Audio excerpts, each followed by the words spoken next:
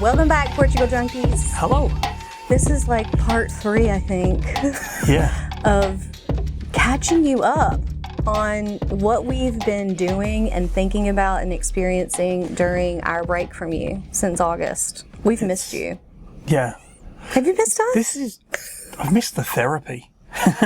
It is nice. I have to say, we haven't recorded in a while, so it's like, it's nice to download all of this, like, that has happened truly. in 2 months that you go, oh, wow, we really... That was in 2 months. 2.5. Yeah. Something like that. Crazy. 2.5 months. So 10 weeks of experiences and travels and... A lot, but I think we've crammed a lot. We cram a lot all the time. Why don't we feel so busy? I don't know. Anyway. I don't know. Especially when you don't get up until like 9 o'clock. I do love that. Sometimes. Portugal has made him sleep in, so it makes me very happy. Yeah. Anyway. Yes. Anywho. So last couple of things that we thought we would update you guys on really more relates to decisions that we've made that might have been like up in the air. Well, decisions that we've made today. For right now. Because never say that never. may change right. this afternoon. So we were thinking about like what are some decisions or things that we came to decide, whatever, decided over the break that we thought you might find interesting. And so one of those things has to, well, 2 of them really are about purchases. Yep. So we've been away for 2 years almost. Yep. And in that 2 years, we have not owned a car. No. We've rented and we've taken Ubers. Yes. But we have not owned. Yes. And that has been most days fantastic. It's amazing. Most times. There are a couple of times when you think, if I had a car, I would just go and do this. Yeah. But then that doesn't, especially now in town, it doesn't stop us from essentially doing that and popping 2 blocks down and renting That's because everybody's close. Everything is close to walk to. Right. In town. But it kind of drew up the whole thought process of, should we get a car? I know that we said we love being here because we didn't need a car. It's a very walkable town, etc., etc. But, you know, should we get one? Because it gives us so much more flexibility and on a whim. And you know what causes this is when we rent a car. Right. And we have the independence and it's like, the spontaneity. Doesn't this feel good? And the fact to go explore wherever you want to go. That's the biggest, that's what happens when we do it. And then we go, do we want a car? Hang on. Right. And I think especially now that we've moved to this place, parking is harder because we're in town. I think, you know, parking up at the parking right back there was completely empty when I walked home from getting my nails done. Okay. But up at the terraces, it was, you know, easy. Tons of space. Yeah. But yeah, parking can be one of those things. But, you know, we went through the whole process of, okay, we would have to use Ubers massively I say you'd have to Uber yourself to death. Yeah. In order to make it financially work make sense. To, you know, to go and buy something. So here's the thing. Let's think about, for the people who are curious about getting a car, not getting a car, reasons why you do. I mean, all of our reasons are financial to not get a car right now, 100%, or most of them. Because, and parking is included in that, because if you can't find consistent parking that's free, you're going to have to pay for a parking spot somewhere that is not on your property or not in your location, right? So it's like, it's tied to the financial piece of it, the parking. But I feel like if you think about all the things that it would take financially to own a car, so you have to purchase the car. Which I would just say, in Portugal, that's not cheap. It's Even not. if you want a old piece of crap just to get you from A to B. And a beater, that's what I would want. You know, yeah, it's just not cheap. I want one of the old cars that I can't even drive. The Renault. Yes. Renault 5s.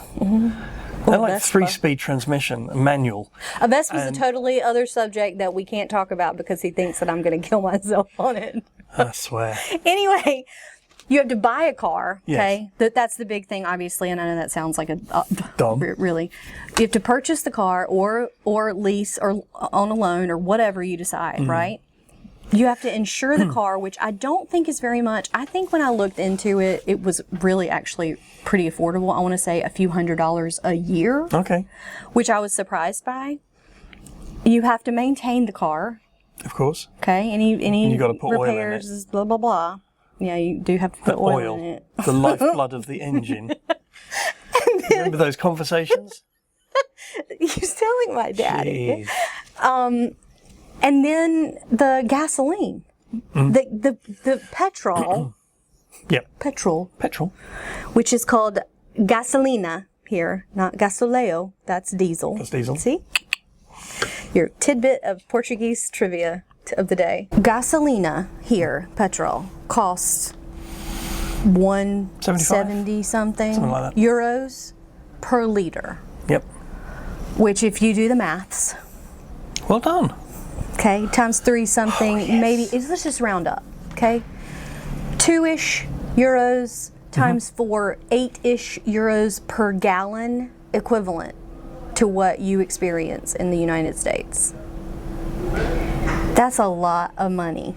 Yeah, I mean, that is really rounded up. It is, but think of, even if it's 7 euros, even if it's $7 Yeah. a gallon, Yeah.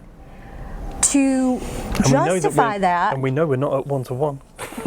and we're not, exactly. So this is my point. When I say you'd have to Uber yourself to death, I mean it. Yeah. Because here, Ubers are so affordable. Affordable. We can go to the airport Yes, I mean, for instance. 35 miles or something Well, for it's like 35 kilometers. 25, 27, I think was euros, so $30. Yep. So your stuff around here that's less, less length of that, it is so affordable to.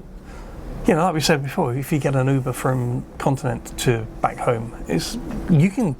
I don't know how 2 they or do 3 it. euros. Like €2 I or tipped them something. though. Yeah, When for it's sure. that low, That's- I'm like, this no is way. ridiculous. That's not fair. There was one time when we Ubered to our old apartment from the pub to our old apartment, which again was less than a mile, but it was €1 something. Yeah. And I was like, yeah, that's I'm not right. sending €2 tip At to that. least, There's just no way. That doesn't make any sense to me. No. Again, there's a lot of things like that here that I can appreciate in terms of the affordability from our perspective as people coming from the United States, and understanding that that's my experience of it feeling more affordable here. Yep. But I will not be okay with only paying someone someone that much. €1.75 to take me home. Like, No, I no, won't no. do it. I do the same thing with personal services. Like I get my nails done, and my friend Claudia, I think she's undercharging, so I just tip her better. Tip of the difference. But those are things that are personal, and there are arguments every day about, affordability and somebody's experience and what it is here versus there. Like, to Portuguese people may not look at that same way. So Right. again, disclaimer, that's a cultural asterisk. thing as well. But this is why I'm just like, we went through this period of time where when we rented a car, it was when we rented a car with Cameron, I think. Yes, probably would have been. And we rented a car that was something that we would have purchased, right? It wasn't like the beater or the small Fiat little Panda. manual vehicles that you use to get around once in a while. And so I think it made us have the conversation to the point where I think in the 24 hours or so we're like really thinking that maybe we should. And we started looking and researching, and then this number thing, when you really start to run the numbers, I'm like, plus, I don't want to have to maintain a car. I don't want to have to worry about it. Well, no, and I don't want to think that might Simple be the life. case as well. Simple life. Yeah. That's what I want. But also, if you don't have it, take that back. If you have a car and you're going out with some friends just to like the other side of town or into the hills for a restaurant or something, And you drink. one of you is not drinking because Right. those turns can be pretty tight, and driving over here is a experience in itself. They're crazy drivers. Yeah, real crazy. And I don't want to worry about, should I have a beer or a glass of wine or just have a Coke? Simple life. Yeah. So I'm still thinking that unless or until we move out of town, or to a place that really requires it, a car. Right. I don't want a car.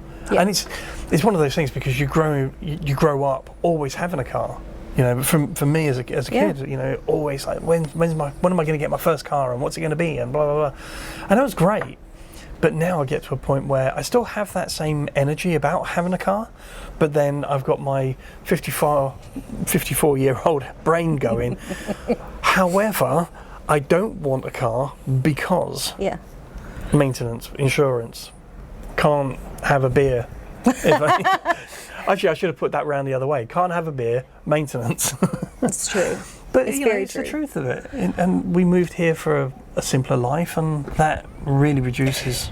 I think the thing is, if that's what you're looking for and you do move here or move abroad for a simpler life, or if that's what you're looking for in general when you move, it's hard work to continue a simple life. Like, the countries likely will provide that for you. The problem is that you have to make those choices consciously against everything you've ever experienced. Typically, I'm going to speak as an American, right? The car-centricness, the materialism, all of those things will still exist within you when you move. So you have to really weigh up. You have to really make conscious choices to do that or to not do that. Yeah.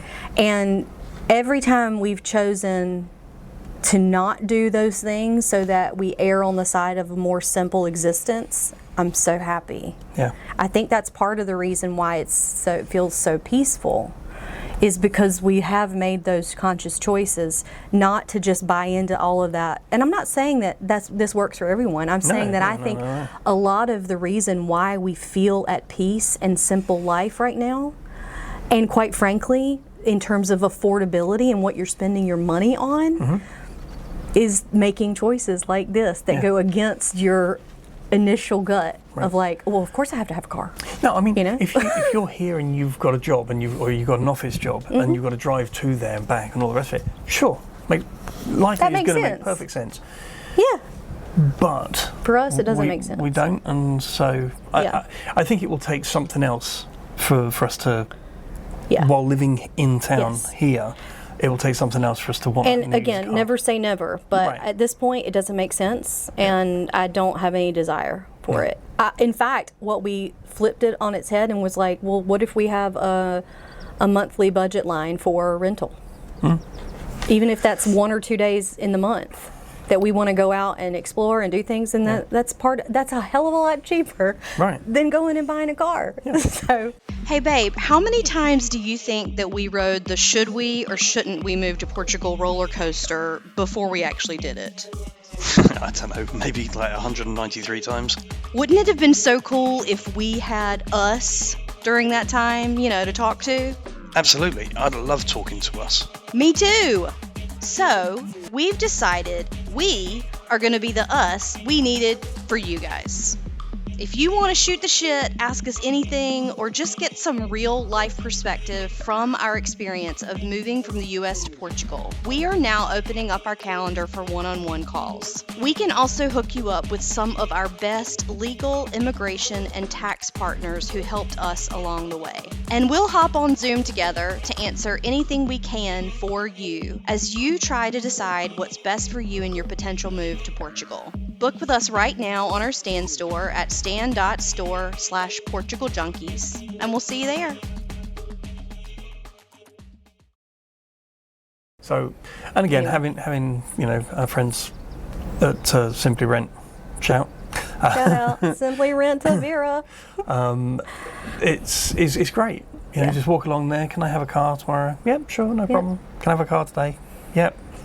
It's this one over here. It's like, okay. And also our we did confirm that our credit card will cover the insurance. Every time we've ever rented, we've paid for that, and because I wasn't sure if you had the international exposure coverage, Yeah. but now we've confirmed that. So basically, you're paying the base rate, which is 35 something €35 a day for a 24-hour hire. Yeah. Here. So Other rentals may be different, Yeah. but for the small manual Fiat Panda, which 90% of the time will suit us down to the ground. that's right. Except that I can't drive it. You can drive it, you choose not to. No, I'm a piss poor manual driver. I'm gonna learn though. I don't know that it is that down to being manual, do you think? What does that mean? God. Okay, so this leads us into. Might have a car so I can get run over in it. This leads us into another topic which people ask us about all the time, and we talked about on the last podcast just briefly, which is if we're going to buy an apartment or buy a home of some sort. And I always find it ironic that we're licensed realtors, but we haven't been practicing since we left. But you would think that realtors would be like, yeah, man, hop on that. Yep. Get invested. Real estate's the way to go. I don't always feel that way here. Yeah. I mean, I will say that 10 years ago in Portugal, it might have been a different story. Right, but to date, Today, growth in Portugal has been astronomical. Fantastic. And I don't think it's changing. Probably, I think I read a report that it was actually one of the highest year-on-year percentage increases over the whole of Europe. Yes. Which is quite astonishing in itself. Again, I'm going to give a disclaimer. Very bad for local Portuguese. For definite. Yeah. People who are investors, people who want to move here and buy a personal home. You've got that is a good thing, which is why people are doing this about the housing crisis here in Portugal. And it is a crisis. I reckon it is a crisis. It is 100% a crisis. And I will say this. Again, I go back to 2 years ago when we moved here, or 5 years ago, right? I don't know if you guys heard that or saw that, but that thing that's streaked behind my head, that's our resident white kitty. We have a white kitty that roams the rooftops. He just took off beside us. Just runs along the side and hops off. Anyway, what was I saying? I got distracted by the white cat. Housing. 5 years ago, you could have gotten a 2-bedroom apartment in the 200s. Some maybe even in the high 100s. Yeah. It is not like that anymore. And so I would say, especially in the in-town locations. yes, in like this apartment, I don't know how much it would cost, but there's two things at play. Number one, the housing has risen so much that it's almost like I have a hard time thinking that we'd be getting a deal of any sort from a real estate agent perspective. Yep. Do I think that if we bought today, it would increase in value and be a good investment? 100%. Yep. So I keep going back and forth about this part. I also keep going back and forth. The consideration is what is happening with the visa and immigration changes and all of those things. We will have a conversation about this sooner rather than later. Yeah, I think we're in the middle of a vote right now, so I don't want to talk about it until it's finalized. There's a lot of people that talk about it. And there's a lot of people who talk about it preemptively, like they know it's a final vote. Oh my God, this has changed my and I just whole don't want to do it. It's like, it's not finished. But I guess my point is that there are a lot of things at play that could change. Mm-hmm. And I also don't necessarily think that real estate is the end-all be-all. No, I agree. I think that one of the things that we've learned since being here, like in Portugal, is, and especially in the last, since we sold the house and had that, that influx of money, and it's a case of what else is out there as a way to be an investment. 100%. And it's not just brick and mortar. And quite frankly, if you buy something, you're tied to it. You are, and we're getting to the point in our lives where I think that our next purchase would have to be your Probably your the last place. Because otherwise, the only benefit to the growth of the value of the place is if you sell it. Right. So, Yeah. I don't know. And also, the whole thing about, it's not like we would be able to buy it outright, and nor would I probably I wouldn't want to to buy either. it outright. Yeah, let the bank. And so, let the bank carry that. Let the bank carry it.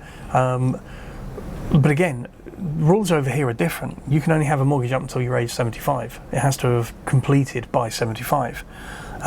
So for us, we'd probably, even if we did, we'd have to put it in. Wouldn't have to, but we would likely put it in your name, right? To because give us we get time. more time. Yeah. And so it's just the differences. Again, do I like the idea of owning something? Yes. But is that because that's what we're brought up being told? Yes. I think there's a lot of places in Europe where home ownership is not drilled in the same way.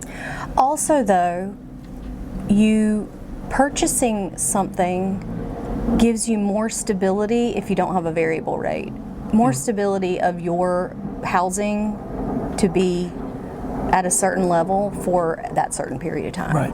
And in this country right now, things are so volatile with that. So if we decided to be renters for the rest of our lives, we would have to be. I would have absolutely no idea what my rent would be when I'm 80 or From year to 75 year or to 70 year. because and that is what is a little concerning. Yeah, absolutely. And again, it's something that we've spoken about. It's something we will always continue to speak about. I mean, we look at real estate. We just we're just not convinced we want to buy I don't know it. that this is what I want to buy.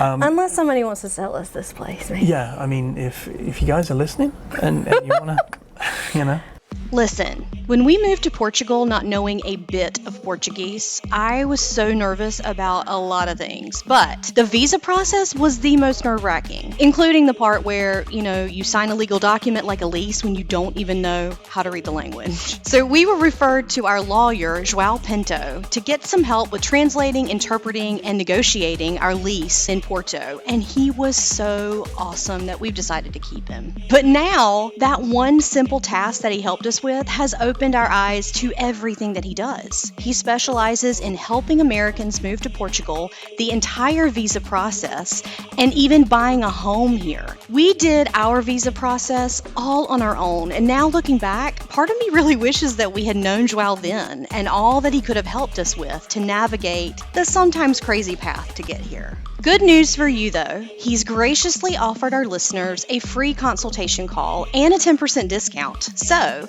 if you're looking for a trusted certified lawyer in Portugal to help you with your move to Portugal before, during, or after, we highly recommend João. He's super responsive, so smart, and a great communicator. Head over to our social media accounts on Instagram or TikTok. Access our stand store in the bio, and you can download João's list of services for free and schedule your free call and get 10% off. Cheers, y'all. Never know. But yeah, I mean, if this place came up at the price that we would be happy with, I don't see any reason why I wouldn't. But it's only because I've lived here and I know it, and I know the pros and cons already after being here a month or whatever. But also, even if it wasn't Tavira and if it was going to be a case of moving to somewhere else, I wouldn't buy somewhere else until I'd actually test driven that location. Yeah. If we were going to move to Lagos or whatever, you'd want to be there a good year, in my opinion, before buying something. I think so. I mean, I do. Yeah. And the whole how do you buy a house in Portugal versus how do you buy a house in America, way different. And it can't be understated how different it is. And if that's you that is looking to buy something, I mean, and they're not trying to discourage it at all. Get some proper advice. Don't go to Facebook. And also, it all depends on what you're willing to spend, too. I personally think, from what I've seen, It's gotten to the point where the market is all of it's overpriced. But the problem is you don't have an MLS to prove that.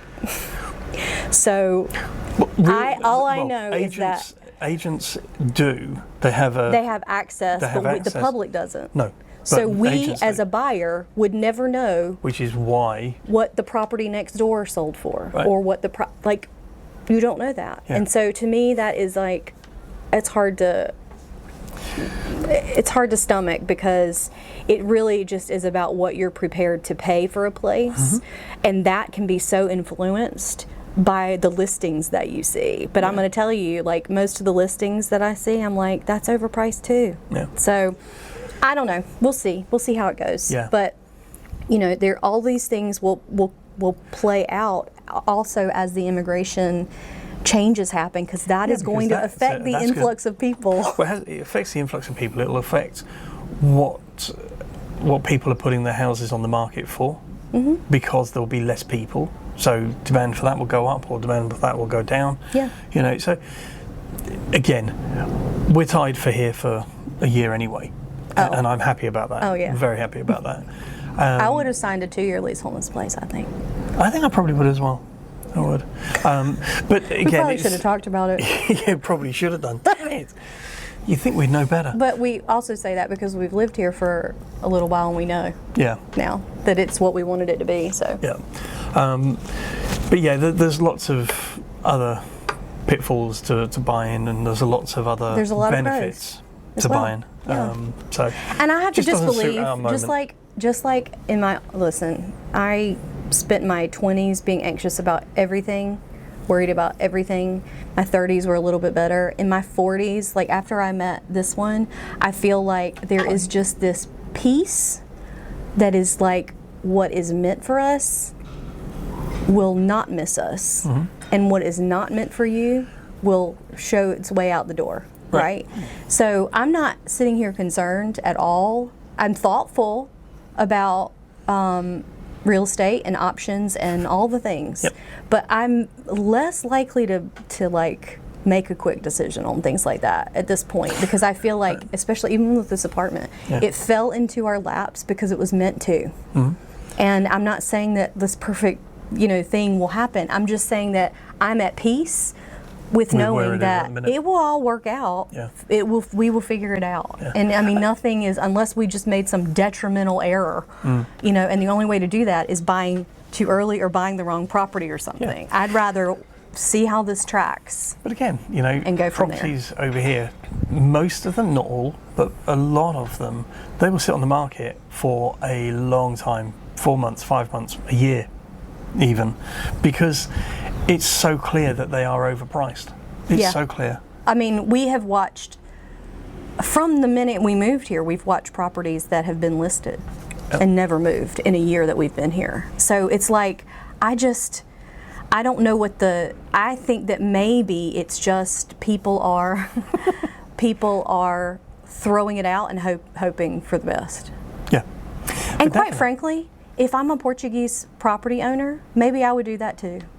Because the struggles economically that the Portuguese have had here in terms of low salaries and shitty jobs and, the housing, if I am fortunate enough to own a piece of property and can put it out there, and maybe somebody with money comes by and buys it, I'd probably take that deal too. So I get it. I just don't think that I'm going to be the person who there's definitely arguments pays $500,000 for a 2-bedroom apartment. No.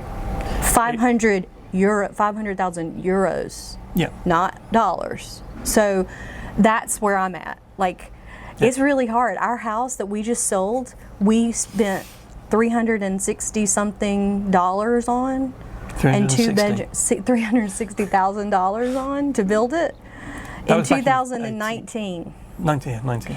And there are apartments here that are 2-bedroom apartments that are listed at that much or more, and that's a hard thing. Now again, we're in a totally different place, different market, I get different that. Country, all the rest of it. 100%. I get all but it's hard for me to swallow that and be like, okay. But again, if you're going to be buying something here, this is the sand pit you're playing in. That's right. You either do or you don't. You either love this place and you want to be in this place and you're willing to pay to live in this place. Right. Or you go into rural Portugal, which is just as beautiful, and find a deal. You'll definitely get more. You know, this is all conversation about Tavira specifically. Yep. But, yeah. So We'll anyway, see. the moral of the story is we're not buying a car, and right now we're not buying a house. No. And those are our personal reasons. Yep. But just some things to think about. Yeah, I mean, I don't know. Again, I'm sure that when people make these decisions, life-changing and life-altering decisions, you're going to have your own set of reasons. groundwork to understand and research why you would or wouldn't, and Right. you know, this is what it is. Yep. But not yet for us. Not yet for us. We'll keep you posted though. Yeah, because something might change. That's right. Gosh. Never say never. All right. Well, Last we'll thing? see you next time. Oh wait, what's the last Well, thing? there was one last thing I thought we might want to talk about, which was the dog. He wants to talk about the dog. Can you believe it? Turd. Charlotte. AKA Chargirl. Shmoo. Angel. Boo. Shmoo. So she's well. She's good. We did have questions about vet. Yeah. Somebody asked for us to talk about vet services here, so that's a good thing. I think the vet services that I've experienced here so far, from day one to today, have been superb. Yes. I've never felt let down. I've never felt Misled, cornered into paying for something just because I didn't quite understand. or manipulated. Right. Sometimes that happens in the States. Okay. But I don't think that I've felt anywhere near that. But she recently started getting this sort of clouding over her eye, or one of her eyes. I thought it was a cataract, but it's not. It's not. And so we took her to the regular vet, who said he thought what it was, and we had some lotions and potions, and we thought it was working, but clearly it wasn't. Yeah. And so, long story short, we got a referral for an optometrist or an Ophthalmologist. Vet. So we took her over there. We had to rent a car. 4 weeks ago, something like that for the first. Yeah. Something It was like right that. before we traveled, Yeah. so yeah. Yeah, it was literally the day before we traveled. And they did a small surgery. Yes, she had an ulcer. An ulcer on so her eye. they thought that it had been like some sort of injury to her eye, but because it didn't start to heal with the current medications, the ophthalmologist, when he saw her, said that she had a number of little ulcers on her eye that couldn't heal because the cornea or whatever, the cloudiness was like a scar tissue. Yep. So they had to do a little procedure, knock our girl out. Yeah, and just She scrape got her high eye. as a kite that day. Oh, that was the funniest. Jesus. I've seen her when I'm she's stumbling through the living room. I've seen her when she's had some surgery, or not even surgery, but procedure. just a procedure, and they put her out and all the rest of it. But this time, oh my God, she was like on Oxy or something. That's even worse. She was just walking. Well, she wasn't even walking. She stumbling. was absolutely hilarious. Yeah. Bless her. Bless her. And so she's doing well. We took her back last week, and we've got to take her back next week for final showings. And I'm with you. I feel like But it really comes back down. Sorry, it really comes down to the service that we've the gotten. care and the service. Has been exceptional for us, and I'm sure that other people may have had similar, better, worse experiences. Not going to say that hasn't or doesn't happen, but it's just been absolutely superb. Yeah, I would say we've seen 1, 2, 3 different vets, In our time maybe here. 4. The beginning was just finding a vet that we could establish care with, and that could help us get her initial passport done. And all of her rabies and all that other stuff. And that was in Foch near Porto, and we loved Dr. Was it Dr. Joao? Sure. Dr. Joao. That's a good guess, Joao. No, it was. Everybody here is named Joao. Or if you think that you might have forgotten their name, a good guess might be Joao. Only if they're male. Oh, maybe. Maybe. Maria Joao. Oh, dang it. Mary John. Okay. Yep. Fudge. Anyway, so I really appreciated that our local vet here, Dr. Andre, love him, he had someone to refer us to for this specific, like it's a really specialized with eyes. All of our Chihuahuas and Bostons and Frenchies and things like that always have eye problems. But anyway, things are good. We've had a really, and I will say they're affordable too. I mean, again, all relative, but like when you go in to see a vet, when I looked at the receipt the other day, I think the actual vet visit, like the consultation, was 20 euros. Right. Then her little surgery, I can't remember how much it ended up being like 200 euros total for that visit, plus all the meds, plus the surgery. Yeah. So I'm fine with that number for a surgery on my child. Yep, for definite. My fur child, but she's my child. Yeah. So. And it just, again, I'll cap it with saying, I can't remember who told me what they had been told about when, it wasn't to do with vet, it was to do with medical, and it was a lady that had mentioned it, who was telling her GP that she's moving to Portugal and blah blah blah, and that GP, male GP, turned around and said, well, you better get that procedure done, because when you go to Portugal, it's like a third world country, you don't know what you're going to get. It's like, it's ignorance. Screw you. It's ignorance. And screw you. It's idiots, ignorance. Absolute idiots. Anybody but I think who thinks I think it's more than ignorance. I think it's just like, okay, I'm going to scare you into something where you then probably going to pay me. Probably. It's just like, get over it. Medical care here It's been and superb. vet care has been great so far. It's not without its snafus and miscommunications and some drawbacks, but anything you need or want, you'll find. And on that note, on that note, we're gonna love you and leave you. Yep. With the bells. We'll leave that. You take care, and we'll see you soon. Cheers, y'all. Take care.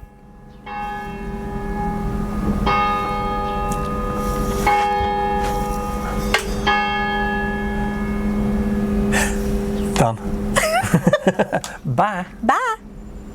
For more content about our move, the visa process, Portuguese culture and destinations, and tons of support resources for your own decisions and potential move abroad, follow us at Substack, TikTok, and Instagram at Portugal Junkies. Stay in touch and help us reach more people by subscribing here and following us there. Cheers, y'all!